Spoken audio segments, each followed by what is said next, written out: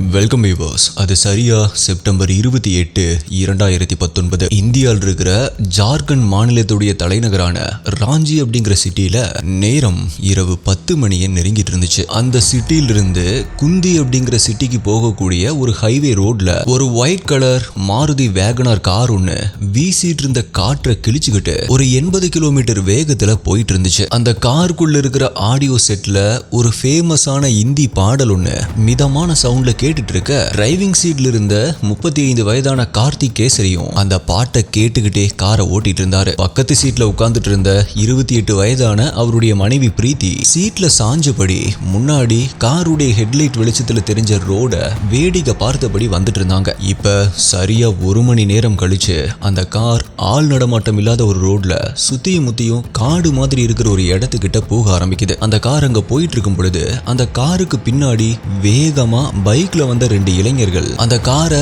Overtake பண்ணிட்டு போய் ஒரு 100 அடி தூரத்துல சடனா அவங்களுடைய பைக்கை அந்த காருக்கு முன்னாடி கொண்டு போய் நிப்பாட்டுறாங்க. இத கொஞ்சம் கூட எதிர்பார்க்காத கார்த்திக் அடுத்த ஒரு சில நொடிகள்லயே அவருடைய ஸ்டீரிங்கை திருப்பி காரை கொண்டு போய் ரோடுடைய ஓரமா பிரேக் போட்டு நிப்பாட்டுறாரு. மேலும் இப்ப சைட்ல திரும்பி அந்த பைக்கை ஓட்டிட்டு வந்த 2 பேரையுமே முறைக்க ஆரம்பிக்கிறாரு. ஆல்சோ கொஞ்சம் மிஸ் ஆகியிருந்தா ஆக்சிடென்ட்ல மாட்டிருப்போமோ அப்படின்னு திங்க் பண்ண அவருடைய மனைவியும் ரொம்பவே அதிர்ச்சியில அவனுங்களை பார்க்க ஆரம்பிக்கிறாங்க. சோ இப்ப கோவத்தோட கார்ல இருந்து இறங்கின கார்த்திக், ஏண்டா நீங்க விழுந்து சாகுறதுக்கு என்னுடைய வண்டி தான் கிடைச்சதா, ஏதாவது ட்ரக்ல போய் விழுங்கடா, சீக்கிரமா போய் சேர்ந்துடலாம் அப்படின்னு கத்த ஆரம்பிக்கிறாரு. ஆனா அவனுங்களோ அவரு கத்துறத பத்தி கொஞ்சம் கூட கவலைப்படாம கார்த்திகை நோக்கி அதே பைக்ல வர ஆரம்பிக்கிறானுங்க. அப்ப கார்த்திக் இவனு எதுக்கு கிட்ட வர்றானுங்க அப்படின்னு தகச்சு போய் பார்த்துட்டு இருக்க பக்கத்துல வந்த அவனுங்களோ கார்த்திகை சர மாரியா அடிச்சு உதைக்க ஆரம்பிக்கிறானுங்க. இத பார்த்துட்டு இருந்த கார்த்திக்குடைய மனைவி இங்க என்ன நடக்குது அப்படின்னு புரியாம மிரண்டு போறாங்க. பட் அப்பதான் அந்த வழியா வந்த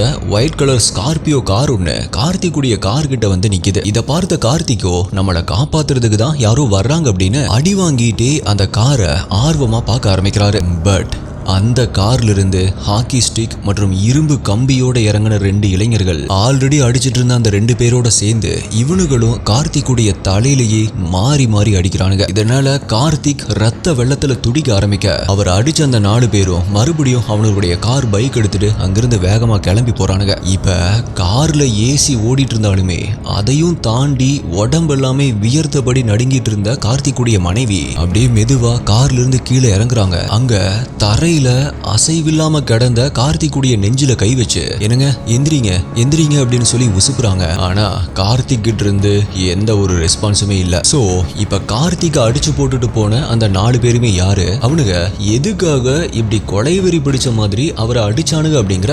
2019 வருஷம் ஜார்க்கண்ட் மாநிலம் முழுவதுமே ரொம்பவே பரபரப்பா பேசப்பட்ட, எத்தனை தடவை சொன்னாலுமே ஏன் திரும்ப திரும்ப இதே மாதிரியான தப்ப பண்றானுங்க அப்படின்னு மக்களை கொதிச்சு போக வச்ச ஒரு ஷாக்கிங்கான கேஸை பத்தி தான் இன்னைக்கு வீடியோல நம்ம டீகோட் பண்ண போறோம். நீங்க பார்த்துட்டு இருக்கிறது சரவணன் டீகோட்ஸ். நான் உங்கள் சரவணன். வாங்க இன்னைக்கு வீடியோக்குள்ள போலாம்.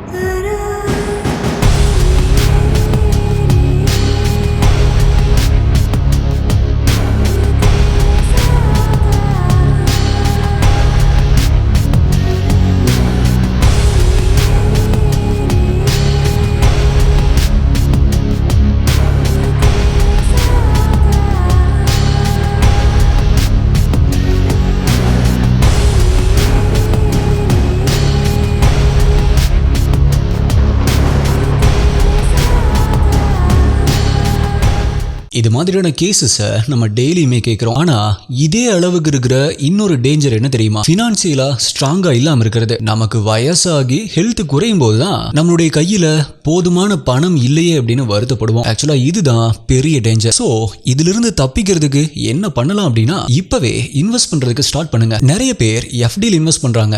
ஆனா அது 5 to 6% தான் ரிட்டர்ன்ஸ் கொடுக்குது. இன்னும் நிறைய பேருக்கு மார்க்கெட்ல இன்வெஸ்ட் பண்றது தான் பெஸ்ட் அப்படிங்கிறது தெரிஞ்சிருந்தாலும் எங்க பணம் லாஸ் ஆயிருமோ அப்படிங்கிற ஒரு பயம் இருக்கு. ஆனா இப்ப நீங்க இன்வெஸ்ட் பண்ற பணம் மெச்சூரிட்டி அப்ப ஃபுல்லா ₹1 கூட லாஸ் ஆகாம வர்றதுக்கும் ஆப்ஷன்ஸ் இருக்கு. கூடவே டாக்ஸ் பெனிஃபிட்ஸோட நல்ல ரிட்டர்ன்ஸ் கொடுக்கிறதுக்கும் பாசிபிலிட்டி இருக்கு. இதை கொடுக்கிறது ஆக்சிஸ் மேக்ஸ் லைஃப். இவங்க BSE 500 வேல்யூ 50 இண்டெக்ஸ் ஃபண்ட் அப்படிங்கிற புதிய NFO-வை லான்ச் பண்ணிருக்காங்க. இந்த NFO உடைய இண்டெக்ஸ் கடந்த 7 வருஷத்துல 22.4%, கடந்த 5 வருஷத்துல 41.4% CAGR ரிட்டர்ன்ஸ் கொடுத்திருக்கு. பேங்க்ஸ்ல FD கொடுக்கிற 5 to 6% ரிட்டர்ன்ஸை விட இதுல எவ்வளவு பொட்டன்ஷியல் இருக்கு அப்படிங்கிறது இப்போ உங்களுக்கு புரிஞ்சிருக்கும். ஆக்சிஸ் மேக்ஸ் லைஃப் இதே சேம் இண்டெக்ஸை தான் அவங்களுடைய இந்த NFOல ரெப்ளிகேட் பண்ண போறாங்க. ஆனா ஆகஸ்ட் 10 வரைக்கும் தான் இந்த NFOல நீங்க இன்வெஸ்ட் பண்ண முடியும். லிங்க் டிஸ்கிரிப்ஷன் டாப் கமெண்ட்ல கொடுத்திருக்கேன். இது ஒரு ஃபிளெக்ஸி கேப் ஃபண்ட். நீங்க இன்வெஸ்ட் பண்ற பணம் மார்க்கெட்ல இருக்கிற 50 அண்டர் வேல்யூட் ஸ்டாக்ல போடப்படும். சோ அதோடைய வேல்யூஸ் இன்க்ரீஸ் ஆகும் பொழுது அதை செல் பண்ணிடுவாங்க. இப்படிதான் நீங்க ப்ராஃபிட் பண்ணுவீங்க. இதோடைய NAV பிரைஸ் 10 ரூபீஸ் தான். எவ்வளவு ஹை அமௌண்ட் வேணாலுமே இன்வெஸ்ட் பண்ணலாம். வருஷத்துக்கு அப் டு 2.5 lakhs வரைக்குமே இன்வெஸ்ட் பண்ணா ரிட்டர்ன்ஸ் டாக்ஸ் ஃப்ரீ. உங்களுடைய மந்த்லி பிரீமியம் உடைய 120 மடங்கு லைஃப் கவரா உங்களுக்கு கிடைக்கும். NRIs மாசம் 18,000 ரூபாய் இன்வெஸ்ட் பண்ணா 2 கோடி வரைக்குமே க்ரோ ஆகுற ஒரு பொட்டன்ஷியல் இருக்கு. ஆகஸ்ட் 10 தான் லாஸ்ட் டேட். இன்னும் ஒரு நாள் தான் இருக்கு. லிங்க் டிஸ்கிரிப்ஷன் டாப் கமெண்ட்ல கொடுத்திருக்கேன். இல்ல ஸ்கிரீன்ல தெரியற இந்த QR கோட ஸ்கேன் பண்ணுங்க. நீங்க கால் பேக் ரிக்வெஸ்ட் கூட கொடுக்கலாம். சோ நீங்க இன்வெஸ்ட் பண்றதுக்கு முன்னாடி உங்களுடைய எல்லா டவுட்டையும் தமிழ்லயே கேட்டு கிளியர் பண்ணிக்கலாம். உங்களுக்கு வேணும் அப்படின்னா ஏஜென்ட்டை உங்களுடைய வீட்டுக்கே வர சொல்லி எக்ஸ்பிளைனும் பண்ண சொல்லலாம். சோ இப்பவே லிங்கை கிளிக் பண்ணுங்க.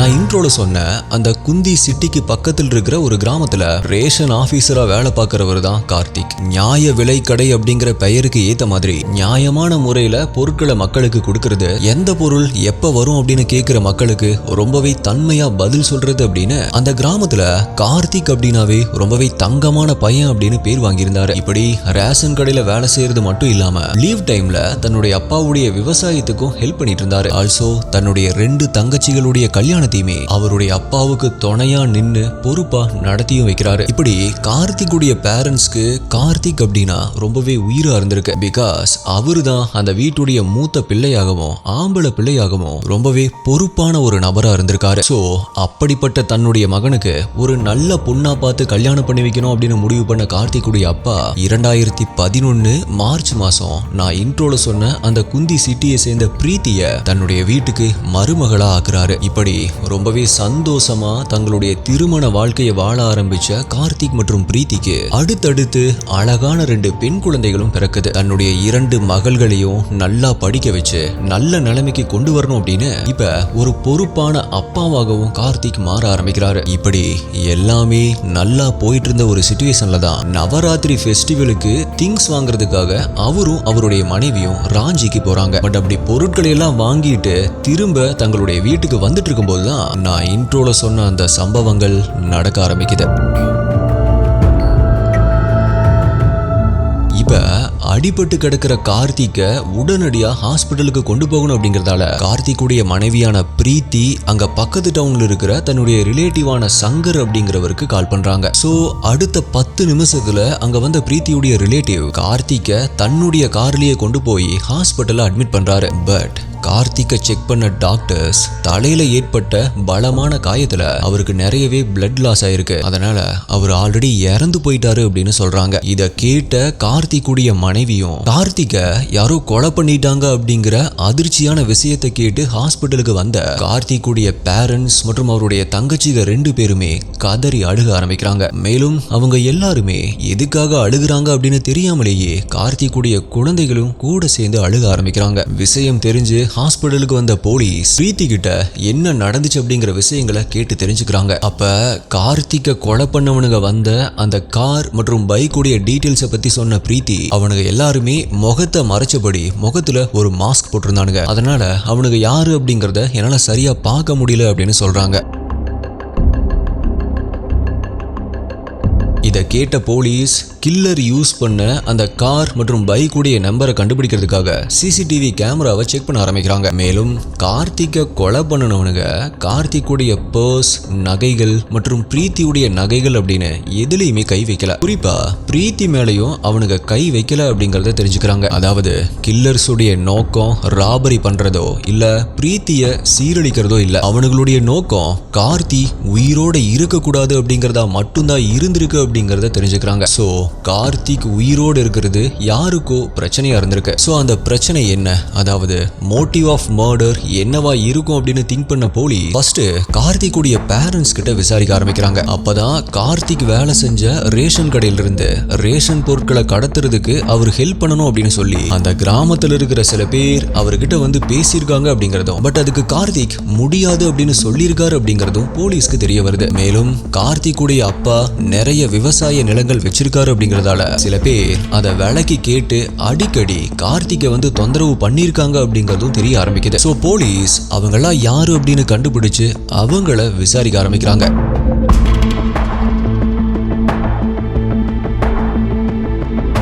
அப்படி விசாரிக்கும் பொழுது அவங்களுமே ரேஷன் பொருட்களை கடத்துறதுக்கு அப்ரோச் பண்ணதும் கார்த்திக்குடைய நிலங்களை விலைக்கு கேட்டு தொந்தரவு பண்ணினதும் உண்மைதான் அப்படின்னு ஒத்துக்கிறாங்க. பட் அதுக்காக கொலை பண்ற அளவுக்கெல்லாம் போகக்கூடியவங்க நாங்க இல்ல அப்படின்னு சாதிச்சிருக்காங்க. அதனால போலீஸும் அவங்க சொல்றதெல்லாம் உண்மைதானா அப்படின்னு கன்ஃபார்ம் பண்றதுக்காக கொலை நடந்த, அதாவது சம்பவம் நடந்த அந்த நேரத்துல இவங்க எல்லாருமே எங்க இருந்தாங்க அப்படிங்கிற அவங்க எல்லாருடைய அளபைய கிராஸ் செக் பண்றாங்க. மேலும் அவங்களுடைய செல்போன் சிக்னல்ஸும் கொலை நடந்த டவர் ரேஞ்சில் இருந்திருக்கா அப்படின்னு செக் பண்றாங்க. பட் அது எல்லாமே அவங்களுக்கும் கார்த்தியுடைய கொலைக்கும் எந்தவித தொடர்புமே இல்ல அப்படிங்கறது தான் கன்ஃபார்ம் பண்ணிருக்கு. மேலும் அந்த ஹைவேஸில் இருக்கிற சிசிடிவி ஃபுட்டேஜை செக் பண்ணி பார்த்தும் கூட கில்லர்ஸ் உடைய கார் மற்றும் பைக் நம்பரை போலீஸால கண்டுபிடிக்க முடியாம போகுது. பட் அப்பதான் இந்த கேஸ்ல போலீஸ்க்கு ஒரு பர்சன் மேல சந்தேகம் வர ஆரம்பிக்குது. அதாவது போலீஸ் கிரைம் நடந்த இடத்துல இருந்து அந்த ஹைவேஸில் இருக்கக்கூடிய அடுத்த சிசிடிவி கேமராவை ஃபர்ஸ்ட் செக் பண்ணி பார்த்திருக்காங்க. ஆனா அதுல அவங்க தேடுற அந்த வெஹிக்கிள்ஸ் எதுவுமே வராம இருந்திருக்கு. மேலும் அப்படி ஹைவேஸ்ல இருந்து ஊருக்குள்ள பிரியக்கூடிய அந்த ரோடில் இருக்கக்கூடிய சிசிடிவி ஃபுட்டேஜஸும் செக் பண்றப்பவும் கூட கார்த்திகை கொலை பண்ண வந்த அந்த கார் மற்றும் பைக்ஸ் வராம இருந்திருக்கு. சோ இதனாலதான் போலீஸ்க்கு ஒரு பர்சன் மேல சந்தேகம் வந்திருக்கு. எஸ், அந்த பர்சன் வேற யாரும் இல்ல, கார்த்திக்குடைய மனைவியான பிரீத்தி மேலதான் போலீஸ் சந்தேகப்பட ஆரம்பிக்கிறாங்க.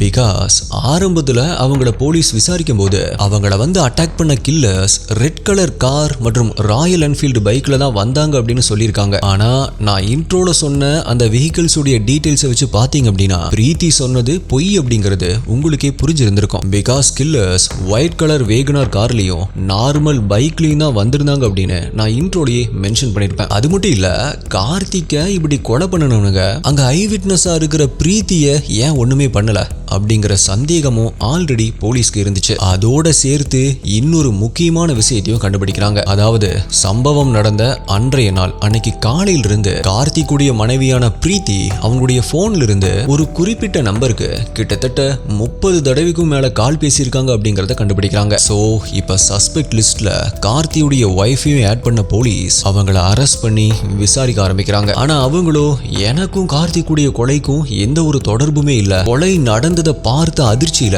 அந்த கார் மற்றும் பைக்ஸை நான் சரியா பார்க்காம விட்டுருப்பேன் அப்படின்னு சொல்றாங்க. இதை கேட்ட போலீஸோ அப்படியா, சரி ஓகே, இது யாருடைய நம்பர், எதுக்காக இத்தனை முறை இவங்களுக்கு கால் பண்ணிருக்கீங்க அப்படின்னு கேட்டப்பதான் பிரீத்தி சரியா மாட்டிக்கிட்டாங்க. போலீஸ் எல்லாத்தையுமே கலெக்ட் பண்ணிட்டு தான் தன்னை விசாரிக்கிறாங்க அப்படிங்கறத தெரிஞ்சுக்கிட்டு அன்றைய நாள் என்ன நடந்துச்சு அப்படிங்கிற உண்மைகளை கன்ஃபஸ் பண்ண ஆரம்பிக்கிறா. அப்படி அந்த கன்ஃபஷன்ல அவ சொன்ன விஷயங்கள் இதுதான். பிரீத்தி சம்பவம் நடந்த அன்றைய நாள் ஒரு நம்பருக்கு 30 தடவைக்கு மேல கால் பண்ணியிருந்தாங்க அப்படின்னு சொல்லியிருந்தேன் இல்லையா, அப்படி கால் பண்ண அந்த நம்பர் அங்கித்துடையது. பிரீத்தியும் இந்த அங்கித்தும் சின்ன வயசுல இருந்தே ஃப்ரெண்ட்ஸா இருந்திருக்காங்க. 2 பேருமே ஒரே ஸ்கூல்ல தான் படிச்சிருக்காங்க. ஆனா 2 பேருக்கும் இடையில் இருக்கக்கூடிய அந்த நட்பு ஒரு கட்டத்துல காதலா மாற ஆரம்பிச்சிருக்கு. பட் இதுல ஒரு முக்கியமான விஷயம் என்ன அப்படின்னா 2 பேருமே ஒருத்தரை ஒருத்தர் லவ் பண்ணாலும் அவங்களுடைய காதலை 2 பேருமே ப்ரொபோஸ் பண்ணாம தான் இருந்திருக்காங்க. பிரீத்தி என்ன நினைச்சிருக்காங்க அப்படின்னா முதல்ல அங்கித் படிச்சு ஒரு நல்ல வேலைக்கு போகட்டும், அதுக்கப்புறமா அவனை லவ் பண்றத பத்தி வீட்ல சொல்லலாம் அப்படின்னு நினைச்சிருக்காங்க. பட் அங்கித் வெளியூர்ல காலேஜ் படிச்சுட்டு இருந்த அந்த டைம்லயே கார்த்திக் உடைய ஃபேமிலி கிட்ட இருந்து பிரீத்திக்கு மேரேஜ் ப்ரொபோசல் வர ஆரம்பிக்குது. ஆரம்பத்துல எனக்கு இப்ப கல்யாணம் வேணாம் அப்படின்னு சொன்ன பிரீத்திய அவங்களுடைய பேரண்ட்ஸ் கன்வின்ஸ் பண்ண ஆரம்பிக்கிறாங்க. அதாவது கார்த்திக் நல்ல பையன், நல்ல வேலையில் இருக்காரு, வீட்டுக்கு ஒரே பையன், நிறைய சொத்து இருக்கு, சோ நீ அவரை கல்யாணம் பண்ணா உன்னுடைய வாழ்க்கை நல்லா இருக்கும் அப்படின்னு கன்வின்ஸ் பண்றாங்க. இப்ப என்னதான் கார்த்திக் ஒரு வசதியான ஃபேமிலியை சேர்ந்தவர் தான் அப்படின்னாலும் பிரீத்தி எக்ஸ்பெக்ட் பண்ற மாதிரி கார்த்தி அழகா இல்ல அப்படின்னு ஃபீல் பண்ண ஆரம்பிக்கிறாங்க. சோ இதுக்காக தயங்கின பிரீத்தி அதுக்கப்புறமா தன்னுடைய பேரண்ட்ஸ் விடாம கம்பல் பண்ணதால கார்த்திகை கல்யாணமும் பண்ணிக்கிறாங்க.